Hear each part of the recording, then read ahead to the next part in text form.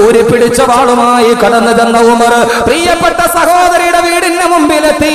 പെട്ടെന്നതാ കുടിൽ നിന്നൊരു ശബ്ദം കേൾക്കുന്നു. സഹോദരി ഫാത്തിമ ഖുർആൻ ഓതുകയാണ്. സഹോദരി ഫാത്തിമ ഖുർആൻ ഓതുകയാണ്. അറിയാതെ ഉമറിന്റെ ചെവികളിലേക്ക് ആ നാദം വന്ന് പതിച്ചുപോയി.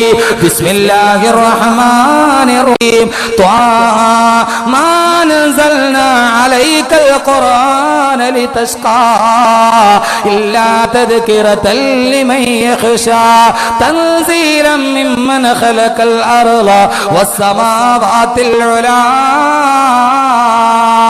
കാട്ടാളന്റെ ശ്രവണേന്ദ്രിയങ്ങളിലേക്ക് എങ്ങനെയോ ഖുർആന്റെ ആയത്ത് വന്ന് കേട്ടു. ത്വാഹാ ത്വാഹാ മാ അൻസൽനാ അലൈക്കൽ ഖുർആന ലിതസ്കാ. ഈ നാദം കേൾക്കേണ്ട താമസം ചവിട്ടിപ്പൊളിച്ച വാതിലിന്റെ മുമ്പിൽ ഉമർ ഇതികർത്തവ്യാമൂടനെ പോലെ നിന്നു. തന്റെ സഹോദരന്റെ പൈശാചിക ഭാവം കണ്ട ഫാത്തിമ പേടിച്ചു വിറച്ചു. കയ്യിലിരിക്കുന്ന ഖുർആൻ അടച്ചു. ഉമർ ചോദിച്ചു, ഫാത്തിമ നീ എന്താണോ ഓതിയത്? ഞാൻ ഖുർആനാണ് പാരായണം ചെയ്തത്. കാട്ടറബി ചോദിക്കുകയാണ്, ഫാത്തിമ ഒന്നുകൂടി ഒന്ന് പാരായണം ചെയ്യുമ്പോ? കൊല്ലാൻ വന്നവൻ ചോദിക്കുന്നു, ഒന്നുകൂടി ഞാനതൊന്ന് കേട്ടുകൊള്ളട്ടെയോ? ഫാത്തിമ അതൊന്നുകൂടി ഒന്ന് പാരായണം ചെയ്യുമോ? ഫാത്തിമ പറഞ്ഞു, ഇല്ല ഉമറേ, നീ അശുദ്ധിയാണ്, നിനക്ക് ശുദ്ധിയില്ല. ഇത് ശുദ്ധിയില്ലാത്തവന് കേൾക്കാനുള്ളതല്ല. ലാ യമസ്സുഹു ഇല്ലൽ മുത്തഹ്ഹറൂൻ. ശുദ്ധിയില്ലാത്തവന് ഇത് കേൾക്കാൻ പാടില്ല. ഉമർ കൊച്ചുകുട്ടിയെ പോലെ പോയി വദു ചെയ്തു. ഉമർ ശരീരം കഴുകി വൃത്തിയാക്കി ഒരു പൂച്ചക്കുട്ടിയെ പോലെ തന്റെ സഹോദരിയുടെ മുമ്പിൽ ചമ്രം പടിഞ്ഞിരുന്നു. കാതുകൾ കുറിപ്പിച്ചു. ചരിത്രം പിറക്കാൻ പോവുകയാണ്. പുതുയുഗത്തിന്റെ ചന്ദ്രോദയം കാണുകയാണ്. ഉമർ പറഞ്ഞു, ഫാത്തിമ ഒന്നുകൂടി ഓതുമോ? ഫാത്തിമ ഓതാൻ തുടങ്ങി. ഇന്നനി അനല്ലാഹു ലാ ഇലാഹ ഇല്ലാ അന ഫഅ്ബുദ്നി വഅഖിമിസ് സ്വലാത ലിദിക്രി.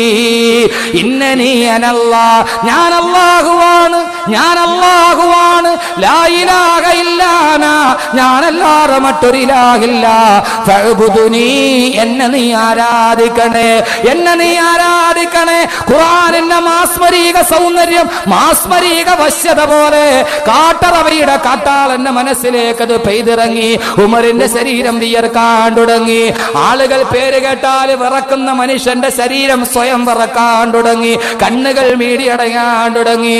ഉമർ ചോദിച്ചു, ഫാത്തിമ റസൂലുള്ള എവിടെയുണ്ട്? റസൂലുള്ള ദാറുൽ അർഖമിലുണ്ട്.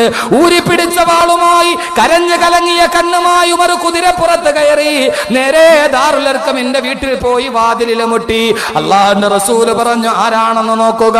ബിലാൽ റളിയല്ലാഹു അൻഹു വന്ന് വാതിലിന്റെ ഇടയിലൂടെ നോക്കുമ്പോ ഈത്തപ്പന മരത്തിന്റെ ഓല കൊണ്ട് മെടഞ്ഞുണ്ടാക്കിയ ഓലക്കാതിലിന്റെ ഇടയിലൂടെ ബിലാൽ നോക്കി ഞെട്ടിത്തെറിച്ചുകൊണ്ട് പറഞ്ഞു, നബിയേ, ഉമറാണ് നബിയേ. കത്തിക്കാളെന്ന പിശാചിന്റെ കണ്ണുകൾ, കയ്യിൽ ഊരിപ്പിടിച്ച വാള്, ശരീരം വയർപ്പിൽ മുങ്ങിക്കുളിച്ച് വാതിലിന്റെ മുമ്പിൽ ഒരു അതികായനെ പോലെ ഉമർ നിൽക്കുകയാണ്. നബിയെ, ഉമറാണ് നബിയെ. പേടിച്ചു പോയി കൂടെ ഇരുന്നവർ. കാട്ടാളൻ ഉമർ വരുന്നുവോ? അള്ളാന്റെ റസൂലിന്റെ തലയെടുക്കുവാൻ ഹംസ റളിയല്ലാഹു അൻഹു ചാടി എഴുന്നേറ്റു. വാതിലിന്റെ മുമ്പിൽ വന്ന് മറഞ്ഞു നിന്നു. എന്നെ കൊന്നിട്ടല്ലാടെ ഉമർ അള്ളാന്റെ റസൂലിന്റെ ശരീരത്ത് തൊടില്ല. ഊരിപ്പിടിച്ച വാളുമായി ഹംസ നിന്നു. അള്ളാന്റെ റസൂല് പറഞ്ഞു, മാറ് ഹംസ, മാറ് ഹംസ, ഹംസ മാറ് ഹംസ. ഹംസ മാറിയില്ല. അള്ളാന്റെ റസൂല് വന്നിട്ട് വാതിൽ കൊളുത്തെടുക്കാൻ പോവുകയാണ്.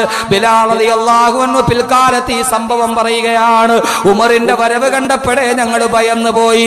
ഉമർ റസൂലുള്ളാഹിനെ തൊട്ടാൽ പ്രതിരോധിക്കാൻ ആയുധമില്ല.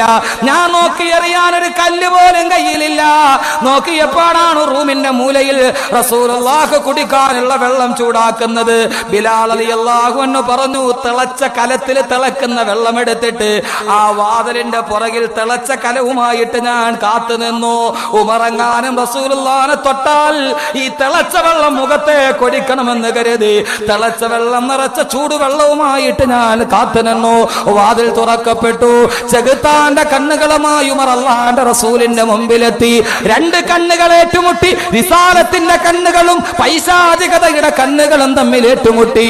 അല്ലാഹുവിന്റെ റസൂലിന്റെ മുമ്പിൽ നിന്നുകൊണ്ട് വിതുമ്പി കരഞ്ഞുകൊണ്ട് ഉമർ പറഞ്ഞു, അശ്ഹദു അല്ലാ ഇലാഹ ഇല്ലല്ലാഹ് വഅശ്ഹദു അന്ന മുഹമ്മദർ റസൂലുള്ളാഹ്. കാട്ടാളൻ ഖലീഫയായി മാറിയ ലോകത്തിന്റെ അപൂർവമായ ചരിത്രമാണ് ബഹുമാനപ്പെട്ട സയ്യിദുനാ ഉമർ ഇബ്നുൽ ഖത്താബ് റളിയല്ലാഹു തആല അൻഹു. ഒരൊറ്റ ആയത്ത് കേട്ടപ്പോ നാട് മുഴുവനും എഴുതിത്തള്ളിയ മനുഷ്യൻ മാറി. നമുക്ക് മാറ്റമുണ്ടോ? നമ്മൾ എത്ര ഖുർആൻ കേട്ടു, ഇപ്പൊ തന്നെ എത്ര ആയത്ത് കേട്ടു. ആരെങ്കിലും ഹൃദയത്തിൽ ഇറങ്ങുമോ? ഇറങ്ങൂല. ഖുർആൻ ഇറങ്ങേണ്ടത് എവിടെയാണ്? ഖുർആൻ ഇറങ്ങേണ്ടത് എവിടെയാണ്? ഹൃദയത്തിലാണ്. ചുണ്ടുകൊണ്ട് ഓതലല്ലോ, ഹൃദയത്തിലല്ലേ ഇറങ്ങേണ്ടത്. ഖുർആൻ അങ്ങനെ തന്നെയല്ലേ പറഞ്ഞത്?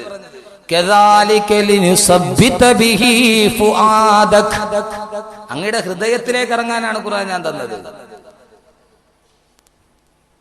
അലാ ഖൽബിക് ലിതകൂന മിനൽ മുൻദിരിൻ. അലാ ഖൽബിക്, അങ്ങയുടെ ഹൃദയത്തിൽ ഇറങ്ങണം. ഖുർആൻ നമ്മുടെ ഹൃദയത്തിൽ ഇറക്കി തരട്ടെ. സാംസ്കാരിക തകർച്ച അനുഭവപ്പെടുന്ന ലോകത്ത് എന്റെ പ്രിയപ്പെട്ട സഹോദരങ്ങൾ, ഈ ഖുർആൻ ആരായി മാറിയെന്നറിയോ? 6-ാം നൂറ്റാണ്ടിലെ ജനങ്ങൾ ആരാണ്? അന്നത്തെ കാലഘട്ടത്തെ പറയുന്ന ഡാർക്ക് ഏജ് ആണ്. ഞാൻ അവിടുത്തെ ഒരാളെ കുറിച്ചാണ് പറഞ്ഞത്. അപ്പൊ ഖുർആൻ പഠിച്ചാൽ മനസ്സിന് മാനസാന്തരം ഉണ്ടാവും. അത് എത്ര നാട് മുഴുവൻ എഴുതിത്തള്ളിയവനാണെങ്കിലും ശരി, ഒരു നിമിഷമുള്ള തീരുമാനിച്ചാൽ ഖുർആൻ കേട്ടാൽ അവൻ മാറും. പക്ഷെ കേൾക്കേണ്ടത് പോലെ കേൾക്കണമെന്ന് മാത്രം. ആരായിരുന്നു 6-ാം നൂറ്റാണ്ടിലെ ജനത? ചരിത്രകാരന്മാര് പറയുന്നത് തന്നെ ആ കാലഘട്ടത്തെ ഡാർക്ക് ഏജ് എന്നാണ്, ഇരുണ്ട യുഗം. എന്തേ ഇരുണ്ട യുഗമായത്? 6-ാം നൂറ്റാണ്ടിനെ ഇരുണ്ട യുഗം എന്ന് വിളിക്കുന്നത് എന്താ? അവിടെ സൂര്യനൊന്നും ഉദിക്കാത്തത് കൊണ്ടാണോ? അന്ന് ചന്ദ്രന്റെ വെളിച്ചമില്ലാത്തത് കൊണ്ടാണോ? അല്ല, ആ കാലഘട്ടത്തിലെ ജനങ്ങളുടെ ഹൃദയത്തിന് വെളിച്ചമുണ്ടായിരുന്നില്ല. അതുകൊണ്ടാണ് ഡാർക്ക് ഏജ് എന്ന് വിളിച്ചത്. ആ കാലഘട്ടത്തിലെ ആളുകൾ ഖുർആൻ കേട്ടപ്പോൾ ആരായി മാറി? മടിശീലയുടെ കനം കണ്ടിട്ട് നടന്നു പോകുന്നവന്റെ കഴുത്തിൽ കത്തിവെച്ച് മുറിച്ചെടുത്തിട്ട് മടിശീല കൊള്ളയടിച്ചു കൊണ്ടുപോകുന്ന കൊള്ളക്കാരായി മാറിയെന്നറിയോ? ഖുർആൻ കേട്ടപ്പോ മടിശീലയുടെ വഴിപോക്കന്റെ മടിശീലയുടെ കനം കാണുമ്പോ ആ കനം കണ്ടിട്ട് കത്തി കഴുത്തിൽ വെച്ചിട്ട് അവന്റെ കഴുത്തിറത്തിട്ട് മടിശീല മൂട്ടിച്ചു കൊണ്ടുപോകുന്ന ആളുകൾ ഖുർആൻ കേട്ട് മാനസാന്തരം വന്നപ്പോ ഈ കൊള്ളക്കാർ, പകൽ കൊള്ളക്കാർ, പാതിരാത്രിയിൽ ഉറങ്ങിക്കിടക്കുന്ന ഫക്കീറിന്റെ വീട് അന്വേഷിച്ച് ഉറക്കം വിളച്ച് നടക്കാൻ തുടങ്ങി. മനസ്സിലായോ പറഞ്ഞത്? മനസ്സിലായ? എന്ത് ഉറങ്ങിക്കിടക്കണവനെ നോക്കിപ്പോണെന്ന് ഓട്ടിക്കാനാ? മടിശീല കൊള്ളയടിച്ച ആളുകൾ രാത്രിയിൽ ഏതെങ്കിലും ഒരു പാവപ്പെട്ടവൻ ഉറങ്ങുന്നത് കാണാൻ വേണ്ടി അവർ കാത്തിരുന്നു. എന്ന് പറഞ്ഞാൽ ഈ മടിശീലയുടെ കനം നോക്കിയിട്ട് കഴുത്തറത്ത് കൊള്ളവെച്ച ആളുകൾ അവരായിരുന്നല്ലോ. കയ്യിലിരിക്കുന്ന വാളിന്റെ മൂർച്ചയേറിയാൻ അവർ വെട്ടിയിരുന്നത് കല്ലിലായിരുന്നില്ല. കയ്യിൽ കിടക്കുന്ന വാളിന്റെ മൂർച്ചയേറിയാൻ ആദ്യം കാണുന്നവന്റെ കഴുത്തിൽ വെട്ടി നോക്കിയ ആളുകൾ അതായിരുന്നു ഉമർ. ഉമറിന്റെ വാളിന്റെ മൂർച്ച നോക്കണം. നമ്മൾ സാധാരണ വാക്കത്തിക്ക് മൂർച്ച വെച്ചാൽ വാട വെട്ടി നോക്കും. ഉമർ അങ്ങനെയല്ല.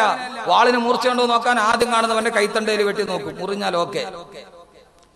അത്രയ്ക്ക് വലിയ വാടക ഗുണ്ടയായിരുന്നു ഉമർ, ഖത്താബിന്റെ മകൻ ഉമർ. പിന്നീട് സയ്യിദുന ഉമർ ഇബ്നുൽ ഖത്താബ് റളിയല്ലാഹു അൻഹു ആയി മാറി. ഇവര് രാത്രിയിൽ, ഈ കൊള്ളക്കാര് രാത്രിയിൽ ഉറങ്ങിക്കിടക്കുന്ന മനുഷ്യൻ. കാരണം എന്താണെന്നറിയാവോ? ഇപ്പൊ നമ്മൾ ഒരാൾക്ക് സദക്ക കൊടുത്താല് 100 ഒരാൾക്ക് കൊടുത്താൽ 100 പേരറിയും. നമ്മൾ കൊടുക്കുമ്പോ പേര് വിളിച്ചില്ലെങ്കിൽ അന്ന് തീർന്ന്. സെക്രട്ടറിയും പോക്ക്, പ്രസിഡന്റും പോക്ക്, എന്റെ പേര് മാത്രം പറഞ്ഞില്ല. ഇനി അങ്ങനെ വേണ്ടാന്ന് വിചാരിക്കുന്നവര് തന്നെ ഒരു 100 രൂപ ഒരാൾക്ക് കൊടുത്താൽ ഒന്നുകിൽ കൊടുക്കുന്ന ആളറിയും, അല്ലെങ്കിൽ വാങ്ങിക്കുന്ന ആളറിയും. 2 പേരറിയാതെ കൊടുക്കാൻ പറ്റുമോ? ഇപ്പൊ ഞാൻ നമ്മുടെ സെക്രട്ടറി ഏതായാലും കബീർ ഉസ്താദ് വഅദ് കഴിഞ്ഞ് പോകുമ്പോ ഒരു 500 രൂപ കൊടുക്കണമെന്ന് തീരുമാനിക്കുണ്ടെങ്കിൽ തന്നാ മതി. നീയത്ത് വെക്കണതിന് കുഴപ്പമില്ലല്ലോ. എനിക്ക് അദ്ദേഹം തന്നാലും ഞാനും അറിയും, വാങ്ങിക്കുന്ന ആളും അറിയും. വാങ്ങിക്കുന്ന ഞാനറിയും, തന്ന അദ്ദേഹവും അറിയും. അവര് തീരുമാനിച്ചു വാങ്ങിക്കുന്നവൻ പോലും അറിയാൻ പാടില്ല. രാത്രിയിൽ പാവങ്ങളായ ആളുകൾ കുടിലിൽ കിടന്നുറങ്ങുമ്പോ അവർ ഉറക്കമായി കഴിഞ്ഞാൽ അവരുടെ അടുത്ത് പോയി ആരും അറിയാതെ അവരുടെ കാലിന്റെ ചുവട്ടിൽ കൊണ്ടുപോയി സദക്കയുടെ പൈസ കൊടുത്തിട്ട് മാറിപ്പോകും. കൊടുത്തതാരാന്ന് അറിയാൻ പാടില്ല. കൊള്ളക്കാർക്ക് മാനസാന്തരം വന്നപ്പോ അങ്ങനെയായി മാറി.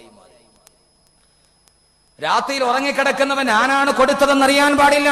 ഉറങ്ങിക്കിടക്കുന്നവന്റെ തലയിണയുടെ താഴ്ഭാഗത്തും അവൻ കിടന്നുറങ്ങുന്നതിന്റെ ഭാഗത്തും സദക്കയുടെയും സക്കാത്തിന്റെയും പൈസ കൊടുത്തിട്ട് കൊടുത്തതാരാന്നറിയാൻ പോലും ഇഷ്ടപ്പെടാത്ത ആത്മീയതയുടെ സ്തൂപങ്ങളായി മാറി, ധവള ഗോപുരങ്ങളായി മാറി.